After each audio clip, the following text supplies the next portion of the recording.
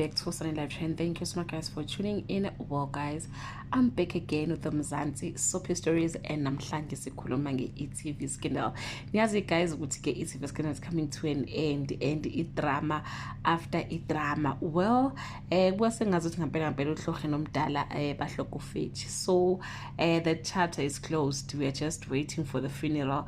But now we have a issue ye guide guys. Untuthu on this other side une stress sokuthi ingane kufanele zihambe zephesheya today, and ke guys zohamba kayocela usizo kuDinhle, and uDinhle would try to help uNtuthuko, but kwase ngazuthi ke that how they will end a character kaDinhle on the story after 13 years. Dinhle joined e.tv scandal ngo 2013, so 2026 manje kudala ke ekhona.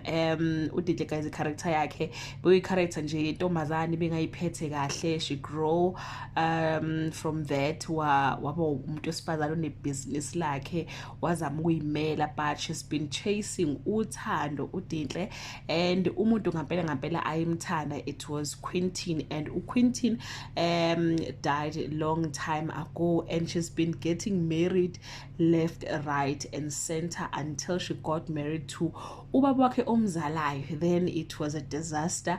Then she got married to uNhloso. So guys, how they will end the story, it's a happily ever after for uDinhle, as yanegadi noNtuthuko bazogcina sekukhona ukulo kuzoba khona, and uDinhle negadi ke bazoshona.